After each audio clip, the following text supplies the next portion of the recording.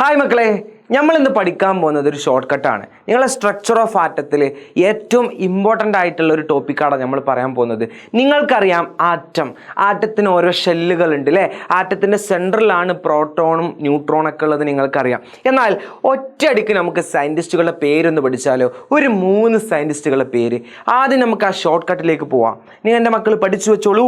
പെനാർട്ടീസി ഒന്ന് പറഞ്ഞേടാ. പെനാർട്ടീസി എന്താടാ പെനാർട്ടീസി എന്ന് പറഞ്ഞത്? പി എന്ന് പറഞ്ഞാൽ ഇ എന്താ, എൻ എന്താ, ആർ എന്താ, ടി എന്താ, സി എന്താ? ഒറ്റയടിക്ക് പറയാം. നമ്മുടെ ആറ്റത്തിലുള്ള 3 ആളുകളും ഇവിടെ ഉണ്ട്. ഒരു പെന്ന് എന്ന് ആലോചിച്ചാൽ മതി. നിങ്ങൾ ഒരു ആറ്റത്തിനെ കുറിച്ച് ചോദിക്കുകയാണെങ്കിൽ ഒരു പെന്ന് എന്ന് പറഞ്ഞാൽ മതി.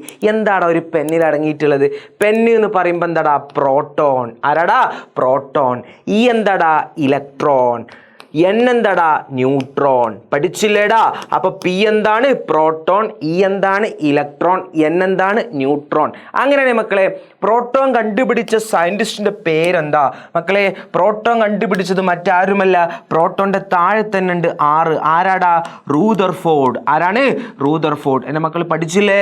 അങ്ങനെയാണെങ്കിൽ ഇലക്ട്രോൺ കണ്ടുപിടിച്ചത് ആരാ? ടി ആണ്. ടി എന്ന് പറയുമ്പോൾ ആരാടാ? തോംസൺ ആണ്. ആരാടാ? തോംസൺ. മറ്റേത് തോംസണും അല്ല, ജെ തോംസൺ ആണ്. അങ്ങനെയാണ് മക്കളെ. ന്യൂട്രോൺ കണ്ടുപിടിച്ചത് ആരാ? സി ആണ്. സി എന്ന് പറയുമ്പോൾ എൻ്റെ മക്കൾ മറന്നു പോവരുത്, ചാഡ്വിക് ആടാ. ആരാടാ? ചാഡ്വിക്. പഠിച്ചില്ലേടാ? അപ്പോൾ പെനാർട്ടീസി.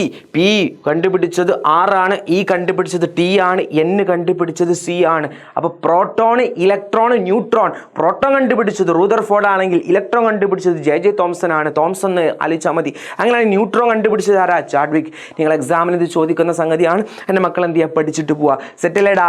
അങ്ങനെ മക്കളെ, നിങ്ങളോട് ഒരു കാര്യം കൂടിയും, ഇതുപോലെ ആറ്റത്തിൻ്റെ ഓരോരോ കാര്യങ്ങൾ നിങ്ങൾ പഠിച്ചു പോകണം. ഇലക്ട്രോണിക് കോൺഫിഗറേഷനൊക്കെ.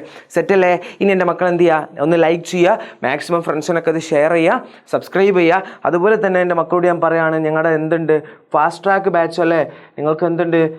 അതുപോലെ തന്നെ എൻ്റെ മക്കളെ, ഞാനൊരു പുതിയൊരു സംഗതി പരിചയപ്പെടുത്തുകയാണ്. നിങ്ങളിത് അറിഞ്ഞിട്ടുണ്ടാവും. ഞങ്ങളുടെ ഫാസ്റ്റ് ട്രാക്ക് എജുപോർട്ടിൻ്റെ ഫാസ്റ്റ് ട്രാക്ക് നിങ്ങൾക്കായിട്ട് തരികയാണ്.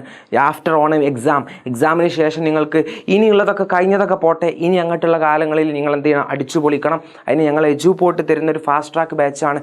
ഒക്കെ ഉഷാറായിട്ട് നമുക്ക് പോവാം. ആദ്യം നിങ്ങൾ കമൻറ്റിൻ്റെ അവിടെ എന്തുണ്ടടാ? ഒരു ഫോം ഉണ്ട്, അതെന്ത് ചെയ്യുക? മാക്സിമം ഫില്ല് ചെയ്യുക, എല്ലാവർക്കും ഷെയർ ചെയ്യുക. ഓക്കെ അല്ലേ? See you next video.